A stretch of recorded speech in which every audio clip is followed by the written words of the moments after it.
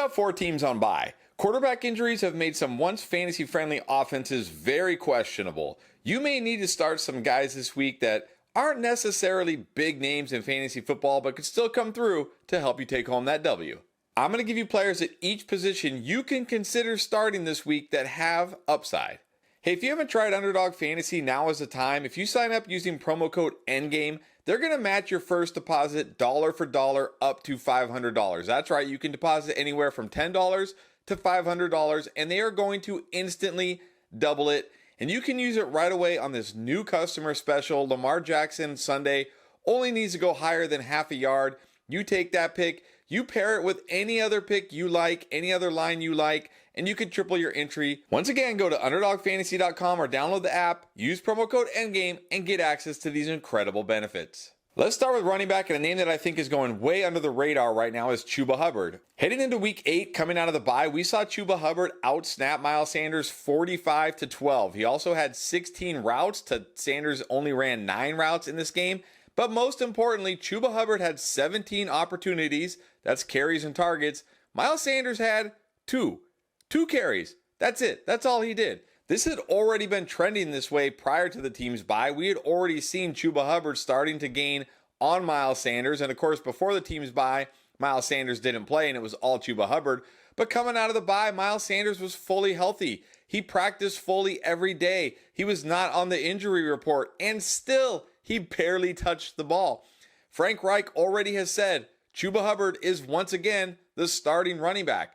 Maybe we'll see more Miles Sanders this week, but Chuba Hubbard is certainly the guy. He's been better than Miles Sanders, and like Frank Reich said, they've been riding the hot hand. That is Chuba Hubbard, and you got to love him in week 9. He gets a fantastic matchup against a Colts defense, allowing the 4th most points to running backs and the 5th most touchdowns.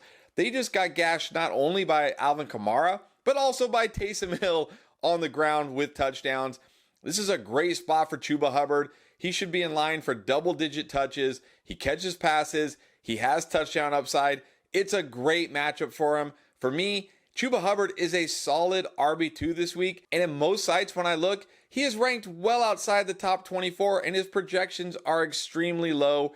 So Chuba Hubbard, one of my favorite RB2 starts this week. If you got him, put him in your lineup. You should feel pretty good with him. Going a little bit deeper now, I like Royce Freeman as well. Now, I will say I like Darrell Henderson more, but if you're desperate or you need to go deeper, I think Royce Freeman is a great choice as well. He's been very efficient with the touches he's gotten. He's been more efficient, really, than Darrell Henderson. And in week 8, he got a goal line carry. He scored a touchdown, so he has touchdown upside. We don't have to worry about him not getting the ball near the goal line. Now, we do have to worry about him not catching passes. That is more Darrell Henderson's role here. But if it's Brett Rippon this week and not Matthew Stafford, that is actually really good for Royce Freeman because it means the Rams are probably going to run the ball more than they want to or usually do. That means we're going to see more Royce Freeman. He could score a touchdown here. And he's got a great matchup against the Packers, who allow the 9th most fantasy points to running backs. I certainly like Darrell Henderson this week, but I also like Royce Freeman. He's got definite touchdown upside this week. If Stafford is out, he could see double-digit carries. He's been efficient with his carries. If you're in a deep league, 14, 16-team league, you got running backs out with bye, you got running backs hurt, Royce Freeman is somebody who can come through and at least give you a touchdown. Let's move on to wide receiver, and I really haven't been on Brandon Cooks. I really wasn't on him in the draft process. I haven't been on him this season, but I think this week I might kind of like Brandon Cooks, actually. He scored a touchdown in each of their last 2 games, and this Cowboys offense looks drastically different. Those last 2 games, we're seeing the Cowboys offense we expected to see. Now he gets a fantastic matchup against the Eagles. You think Eagles, great team, great defense, and they are. But they're elite against the run, and that's caused them to be a pass funnel defense, meaning teams are just forced to throw the ball against them. Not to mention, teams are often playing from behind, meaning they have to throw the ball against them. Cowboys on the road, I could see them falling behind in this game. I could see them needing to throw the ball a ton.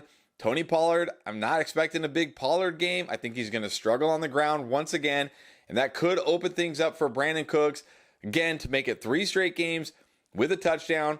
So once again, if you're desperate and you're looking for somebody with touchdown upside who could potentially have a nice game, granted, he doesn't have the best floor because he's only had more than 4 targets in 1 game, and that probably won't change since it's CeeDee Lamb that is the alpha here. But I do think Brandon Cooks could score once again this week. This could be an absolute shootout, one of the highest scoring games of the entire slate. Brandon Cooks probably still out there on a lot of waiver wires, so if you're looking at your flex, your wide receiver 3, something like that, and you're desperate, I think Brandon Cooks could do. I also think Demario Douglas of the Patriots could do. This is a guy who got a ton of buzz in the preseason, a ton of hype, and then he really fizzled out once the season started. But out of necessity, the Patriots have started to use him. I mean, they're decimated in the wide receiver room. They've lost Devontae Parker, Kendrick Bourne out for this season. They didn't bring back Jacoby Myers for some reason. Juju Smith-Schuster has been horrible, and he's missed a big chunk of the season. And that's really opened things up for Douglas. And over the last 2 games, he has 13 targets and 9 catches. Now, the downside here is he only has 79 yards over 2 games. So he's not a guy you're going to want to start in a non-PPR league. But in your PPR leagues, he gives you a nice floor this week, especially in this matchup against the Commanders, who are right behind the Eagles, allowing the second most fantasy points to wide receivers. And when you look at this offense, who else are they going to throw to? I mentioned Juju, but whatever. I mean, Kayshon Boutte making his first start, Hunter Henry, Stevenson out of the backfield. I mean, it's not hard to see a path where Douglas is once again the leading target and leading receiver on this team. Now, he doesn't have tremendous upside. You can't feel great about him scoring a touchdown. But again, in your PPR leagues where you're just looking for a floor play in your flex or your wide receiver 3 slot, I think Douglas can do that. Let's move on to quarterback down. I got to be honest, it's not a great week to be streaming quarterbacks. We obviously have a lot of backups playing. We have a lot of injuries, but I do like Gardner Minshew this week. It's not the best matchup against the Panthers, but it's not the worst. It's kind of middle of the road. But Gardner Minshew has actually been fairly decent since Anthony Richardson's gone down. He's thrown for over 300 yards in 2 of his 3 starts. He's also scored a total of 7 touchdowns over those 3 games. So he's actually been pretty serviceable. And I do like him this week because, again, there's just not a lot of great options, a lot of risky choices out there this week. But he gives you at least a decent floor. You don't have to worry about him completely busting because this Panthers defense shouldn't scare you. They're not a defense that's going to cause him to turn the ball over multiple times, just completely shut him down. The Colts should be able to put up points in this game. Gardner Minshew should once again at least get you a decent amount of yards, a touchdown or 2. He can always scramble in a touchdown against this defense. So no, he doesn't have the highest ceiling here in week 9, but if you're looking for a relatively safe streaming option, I think that's Gardner Minshew. Now, if you are looking for the ceiling, you can consider Taylor Heinicke. This is a guy we've seen in the past. We know what he can do. He can have those games where he comes out, he lights it up, he throws for touchdowns, runs a bunch. And then he can have games where he does basically nothing and costs you your week, basically loses your week. But if you're willing to risk it, this is a pretty good spot for him because, number one, he's playing against the Minnesota Vikings. They're currently allowing the 10th most fantasy points to quarterbacks. Not a defense that should scare you in any way. And number 2, the Falcons are at home. They always play better at home. Now, Drake London is not going to play this week. That would be better, but we saw it last week. Even with Drake London pretty much missing most of the snaps that Taylor Heinicke played, he still threw for 175 yards and a touchdown on only 21 attempts. He's also a guy who can use his legs. He will run from time to time. Could run in a touchdown. Let's hope not, because we want Bijan to score, right? But he could. So this is a guy definitely has a higher ceiling than Gardner Minshew, but also has significantly more risk. But look, if you're looking for a ceiling play at quarterback, I think Taylor Heinicke is in a great spot to potentially have a ceiling game. Now let's go to tight end. And is David Njoku back? I mean, don't look now, but back-to-back double-digit PPR games for David Njoku. Granted, that's with PJ Walker playing, and we are going to get Deshaun Watson this week, which does worry me a little bit, but it's hard to find a tight end getting this kind of volume on the waiver wire. So if he's still out there or if you've got him, he's a decent streaming option. It's not the best matchup this week against Arizona, but it was an even worse matchup last week against Seattle. He came through, he scored a touchdown, he's getting targets, he's catching passes, and they just shipped off Donovan Peoples-Jones. There's no real number 2 target here behind Amari Cooper. So this could be another game where David Njoku at least gets targeted a decent amount, catches some passes.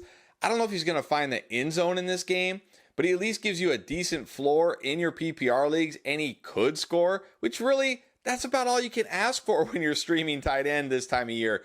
Give me a decent floor with some touchdown upside. David Njoku's got it. He's been dropped in a lot of leagues because he wasn't very good to start the season.